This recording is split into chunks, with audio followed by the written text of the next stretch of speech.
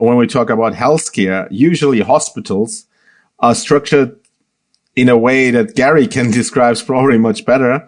For someone out of logistics and supply chain, they're not structured based on a material flow. And a material flow, I think it's people that are getting their medicine, that's seeing a doctor, and the medicine has to come from one point in the hospital to another one. Without supplies, there's no surgery. Without products, there's no patient care. Welcome to Power Supply, the healthcare supply chain podcast focused on helping you navigate the intricacies of logistics, purchasing, contracting, and supplier relationships. Each episode, we speak with healthcare executives, supply chain leaders, and innovative entrepreneurs from across the country as they share their stories, experience, and expertise on the industry we love.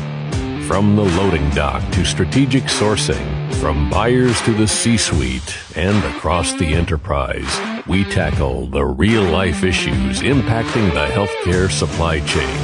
Whether you're tuning in for conversation or inspiration, we're glad you're here. You're just in time to hear it from the source and stock up on insight. So sit back and plug into Power Supply. This week on Power Supply, we speak with Sven Schürer, Director of Business Development and Logistics at JLL.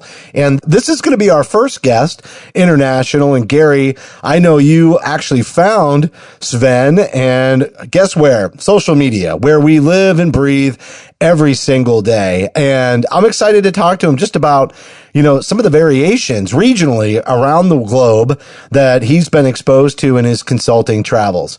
No, Justin, I'm excited to have Sven and been able to visit with him a little bit. His logistics and supply experience internationally, I think, is going to bring a new avenue to Power Supply that we haven't seen.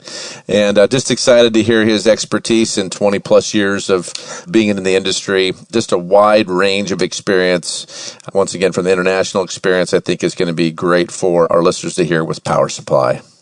All right, we're going to be right back after a short break with Sven Schürer, Director of Business Development and Logistics at JLL. I'm Hayes Walder. This is Gary Skinner. And I'm Justin Poulin. A production of 17 Studios, you're listening to Power Supply.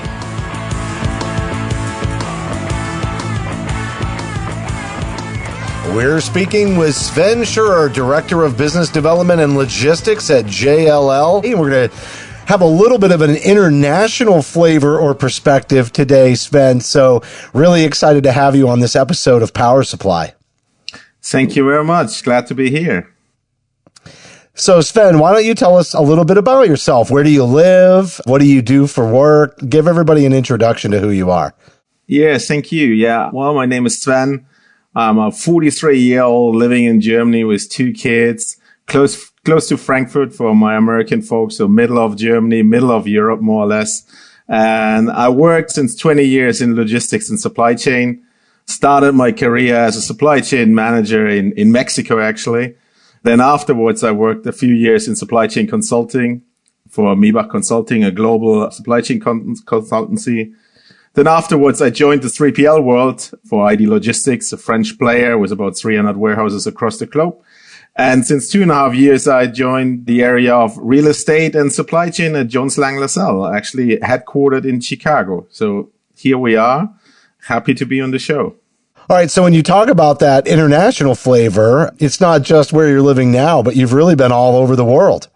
Yeah, the projects have been all over the world. So I probably worked on 4 continents so far. I mean, supply chain is globally. So when you design global networks, you define where you produce what and what region is your warehouse, what's your lead time to your customer. So you always have to see it from an international perspective. And of course, you have to travel to certain countries. So that's where the clients are, and that's how you help them across the world. So that's a lot of fun to meet the different cultures and the different requirements in each region. Yeah, I was going to ask you if you could tell us a little bit more about those different requirements in each region. What are some common variations that you see? I mean, when you look to different setups. So let's see Europe, and in comparison, you take the US. In Europe, you have this huge amount of countries, different languages. And when you talk about supply chain, every product usually has the language of the country. So stock is different. Whatever you distribute there, you can have a few languages on it, but when you distribute it, you need a language on it when you produce. In the US, obviously, a huge country, same language, and you distribute from 1, 2, 3 locations. The network in the US warehouses and production is usually much easier than it is in Europe, because you don't have any borders that you have to cross.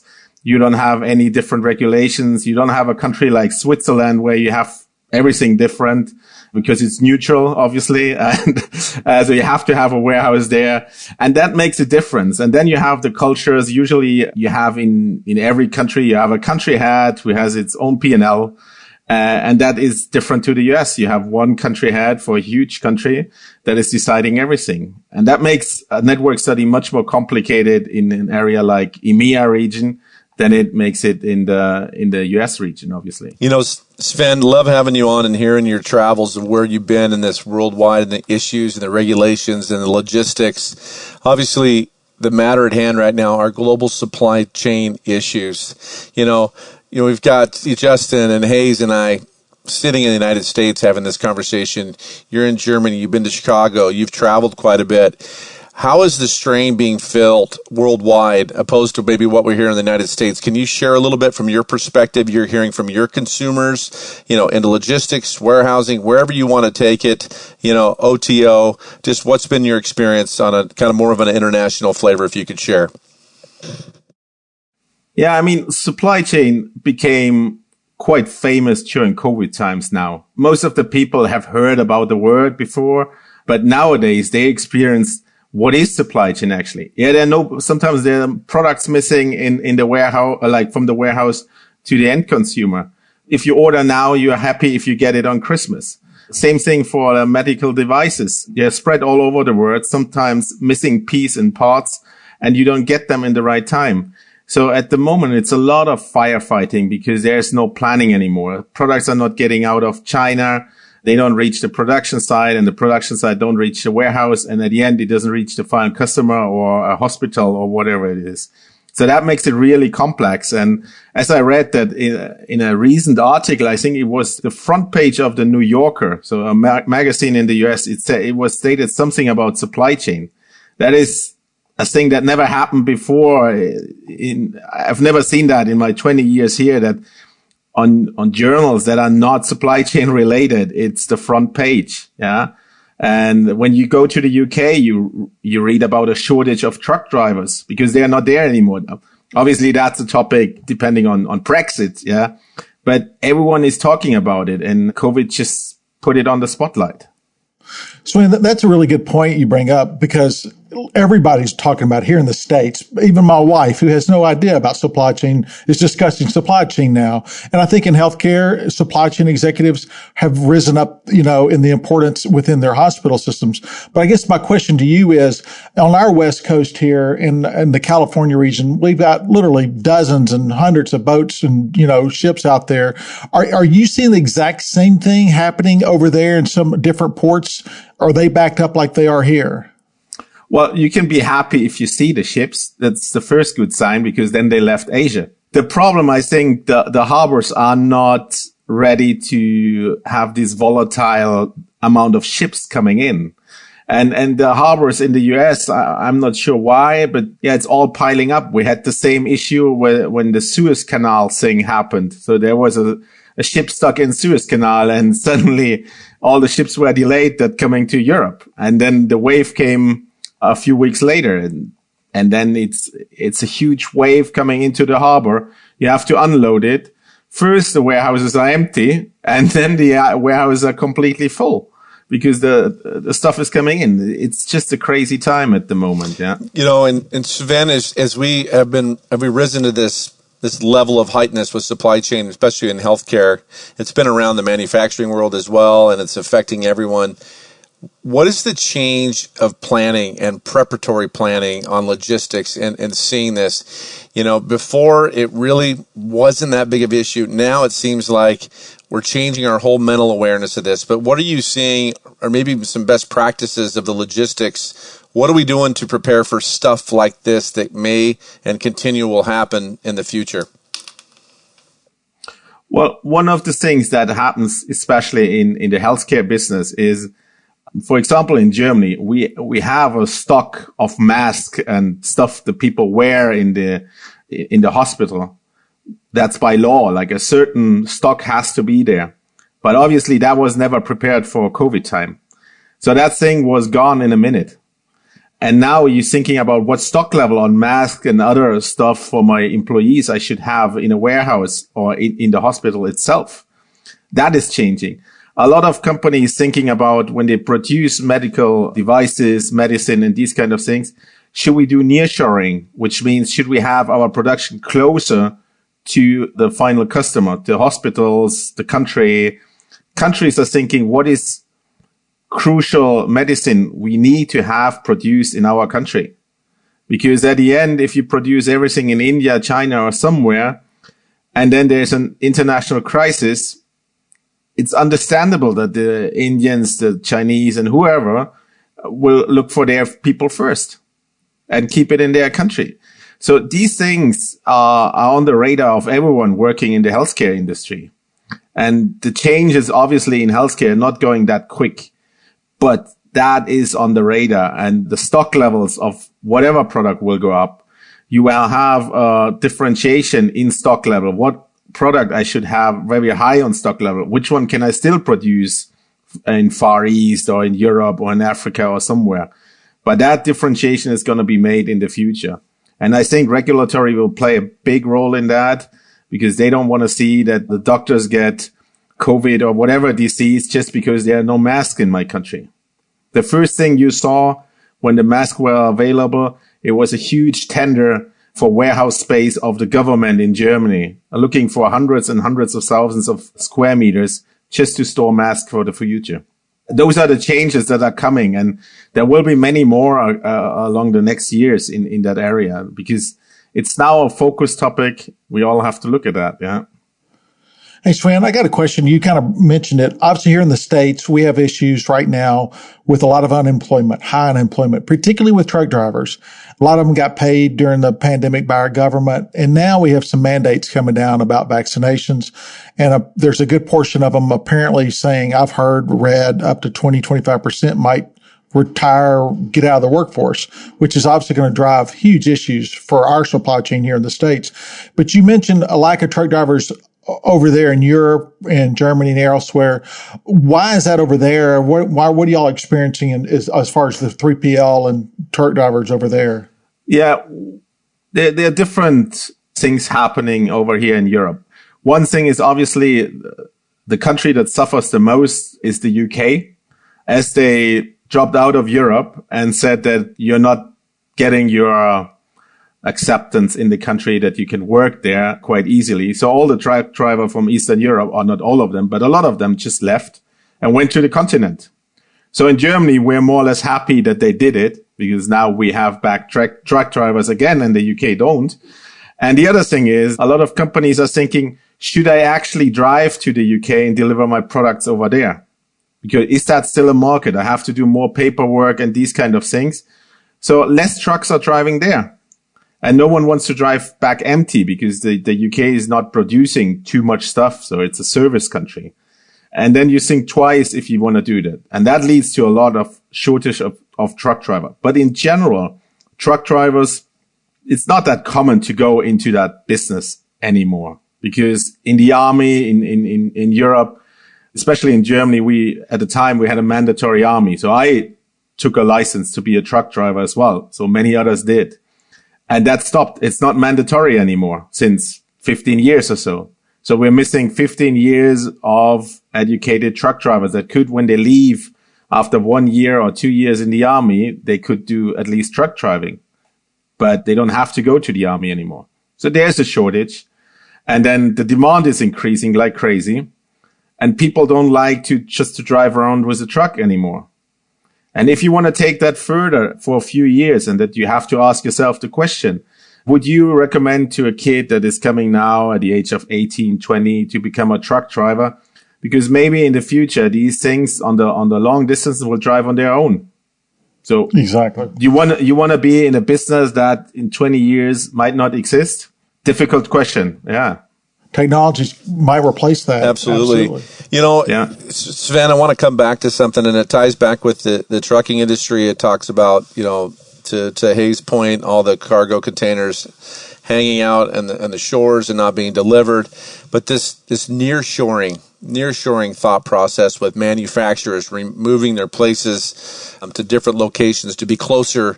It's kind of like, I think we talked about, I'm going to take nearshoring to a hospital. You're like, Sven, materials management, supply chains in the basement when we're serving ICU in the tower up on the 9th floor.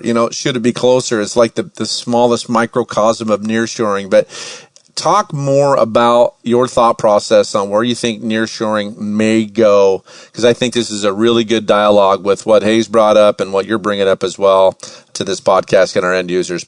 Two different things. One thing is obviously to have the safety for the country, that you want to have the products produced in your country. So you give regulations and say, hey, Pfizer, hey, whoever, BioNTech, produce the stuff in the US, produce it in Germany, whichever country you are. And that means if you want to sell this product to the market, you have to produce it there. That could happen for certain products in the industry, in the healthcare industry. It could be also mean that you have to produce it on the continent, that you can get it with a truck, that you don't depend on the containers anymore, or on the planes or whatever. So if you produce in Mexico and you just drive over the border, maybe that works as well. Yeah. Or Canada. So I guess in Europe, it will be you produce it somewhere in Europe and then you can get it. And the other thing, when we talk about healthcare, usually hospitals are structured in a way that Gary can describe probably much better. For someone out of logistics and supply chain, they're not structured based on a material flow. And a material flow, I think it's people that are getting their medicine, that's seeing a doctor, and the medicine has to come from one point in the hospital to another one. So usually everything is transported in a warehouse by an elevator. And that is the worst thing for everyone who works in logistics, because an elevator is always failing when you don't want it. And expensive. Yeah? And expensive for service agreements. Expensive. Yes. And then you have these people running around through your hospital and carrying stuff from A to B. It's nothing automated. So I'm really looking forward that soon they will have drones flying in these big campuses of hospitals and delivering the products from one side to the other, like conveyor systems going from one level to the other and just delivering the stuff to serve the patients in a much better way and just to be more efficient. Yeah. And these things, or maybe you have the warehouse close by that you can get the products quicker. Yeah. That has to be planned. And I think we're still a far way from hospitals being designed like that you base it on a material flow and not on this side we do something about heart diseases, the next side you do something about that, and the next building you do whatever thing about stroke. And you just have to think about who's needing what medicine and how do I deliver it, how the people are moving, where are my doctors, how can I optimize the processes. And I know, Gary, you do a lot of this process work in the healthcare industry. This is one key element. Yeah. So it's funny, this is not the first time we had a conversation about drones delivering goods, but we didn't really talk about, kind of the lifts and the conveyors and things like that. And I wanted to kind of follow up with you around that particular piece, because Eric Swain brought up the drones and maybe, placing the order through like an Alexa, I need this, and then the drone brings it. But infrastructurally, what you're describing within hospitals is a little bit of a different lift, right? Like the drones give us the freedom because they're airborne. So as long as they can avoid, any kind of obstacles, that's legitimate day one. But some of the other delivery mechanisms that you described really require us to do some renovation, to carve out some space. And I think that's where you're kind of going with what you're really describing as centers of excellence based on the type of care that's being provided. Do you envision those types of concepts really only coming into the market in a new build?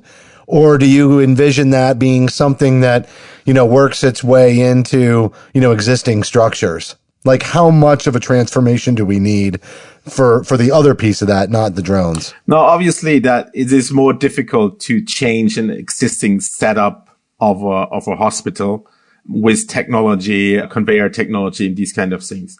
But if you look at the big pharmacies in Germany, for example, so if a client is going there and then is ordering aspirin or whatever, the woman at the counter is pressing the buttons and saying, okay, client is ordering A, B, C, D. And then the conveyor system is delivering the stuff. So 2 seconds later or 5 seconds later behind her, the 5, 6, 7 products are coming out and she's handing it to the patient in the pharmacy. That is already standard since years.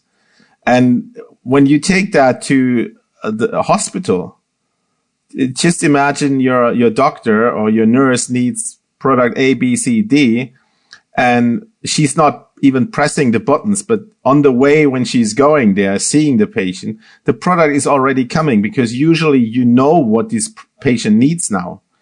You don't have to produce it somewhere, then drive it over there. It could be delivered directly. And in Japan, they're doing even tests that robots already go to the rooms and bringing the pills over there, what the people should take. And these kind of things, they will come. I mean, you can always have a robot on one level and driving around and putting the little pills in a box just before the nurse comes in. And then the nurse doesn't have to worry about it. And the technology tells you exactly there are 5 pills the person has to take now. Please take out number 1, ticket, number 2, ticket, and so on. And then the patients took all the 5 of it, or 4, whatever. And those are the things you really have to think about how you can improve. Yeah. If there's space enough that you can put a conveyor in it and get it maybe out of the ground level, get the stuff out and put it upstairs. Yeah. That would be great. When I was talking to Gary, they have in the hospital quite often, they have in the basement, they have their warehouse space or little warehouse space. So first of all, a truck cannot stop there. So you have to deliver that stuff somehow, put it in a basement and get it up off the basement, which is the worst you can do already. So why don't you have it on the ground level where there's a dock door? And these things, yeah, they exist, but you have to see it more from a process point of view in the future, the hospitals, and try to use technology wherever possible. It kind of reminds me of when you go to these large amusement parks, let's call it Disney World. Obviously, there's businesses, there's buildings, there's rides, there's everything everywhere, but you don't know what's going on around you because all underneath or, everything's being delivered and you never see it. Almost like an airport, right? You've got all your luggage coming underneath, it appears. And that's kind of what you're talking about. You could build the hospitals around the delivery method is kind of what you're saying, I guess. And we've definitely not done that here in the States well. Yeah, exactly. And when you take maybe a strange comparison, let's say like that. In Saudi Arabia, they're building now Neom City, and they structure this city in a way that they don't want to have any deliveries. So you don't see any cars. You don't see anything delivered to the nice hotels, the nice whatever things, nothing. It's all underground or flying. So you have a whole city designed on this principle. And when you use that for a new hospital or for an old hospital that you want to revamp a bit, then you talk in the right way and always look at the side. How can I improve? Yeah, that would be great. Really to move forward on the next level. And automation can help you so much. Like there are little robots driving around, carrying the stuff.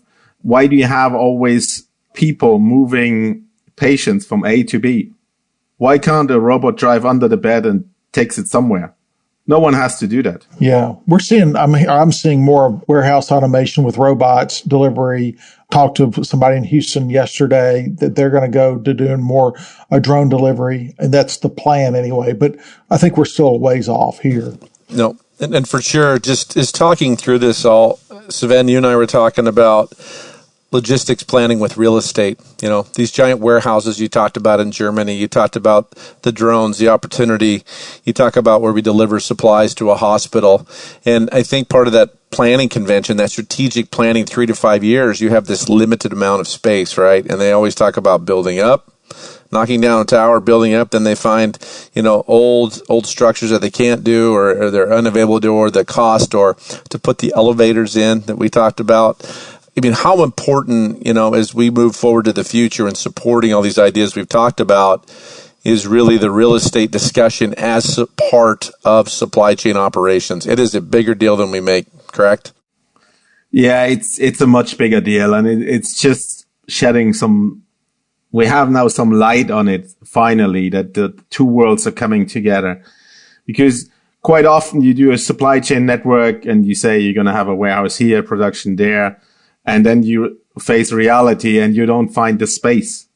Or you have an old warehouse in the middle of the city and you try everything to have that still alive, that warehouse somehow. You have restriction with traffic, you have restriction with people.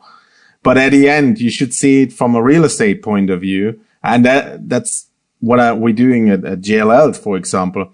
If that thing is in the middle of the city and it's old and you can still use it, but the easiest really to sell it and tear it down and put a residential area or whatever on that thing. Yeah. And for the amount you can sell an old warehouse in the middle of the city, you can build quite a new one outside of the city with much better access to the highways and these kind of things. And if you see it from the point of view how this all happened, take breweries in the past. They were all a little bit outside of the city. And in the last 50 years, the city grew around the breweries. Now in the middle of the city, and the people who love to drink the beer in the past just hate the truck drivers going there. So why are you doing that still? Yeah. Why don't you just sell the brewery and rebuild it new? Because after 40, 50 years, you can build it on a state-of-the-art facility out there. And the same thing is for hospitals. They're always in prime locations in the city, in the middle of the city. Obviously, that certain patients getting there quick, but let's face it like that. If it's in the middle of the city and it's in an office district, how many people go directly from the office to the hospital? Not that many, I guess. So they live outside of the city. So why don't we have the hospital a bit outside in the outskirts, new, modern? And in the city center, you just turn it into an office, residential space of student home or whatever you want to have. Whoever wants to live in these days in the city, yeah, can do that then. But that you have to rethink, and that you have to rethink when you talk about supply chains and when you talk about old and new buildings. And I'll even add another piece is just the profit piece. You sell that building and build outside, the value of the location also enables you to build something state of the art on a budget that can, really support state of the art. And I think that's another really, that location piece that you're talking about, Sven, is so underrated. It's just about utilizing the resources that you have. And when those buildings are falling down, and some of them are, because they've been there a long time, it's hard to renovate. The cost to even upkeep a building with old infrastructure like that is also incredibly costly. So, if to your point, you can move outside the city, get premium dollar for the location, and then at the same time, build something that is less costly to maintain, you're really winning big time. And the economics of healthcare related to these supply chain issues, just to tie this up in a bow, does require some pretty creative thinking about how to manage the money. And, that's a great point that you made. You did an awesome job on this interview. Before I wrap, do you want to add anything before we close? Yeah, just one thing concerning the real estate piece. It's really, one thing is the dollars you make when you sell that prime location in the city and go outside is amazing. But on the other hand side, it's even also a lot of money you make when you design a hospital, a factory, whatever you do, take out from the city to the state of the art processes. So without the elevators, without including automation, these kind of things. If you do that outside of the city, if you get the space there, it's more cost efficient from a process point of view, and you make a lot of money by selling the prime location. That is something where you have an ROI very quick. And I know Gary's always looking for the ROI of his optimization processes. So there you go. Give me a call the next time and I will sell you the buildings. Yeah. Good job. Great interview, Sven. Thanks so much for coming on the show. Nice job. Thank you.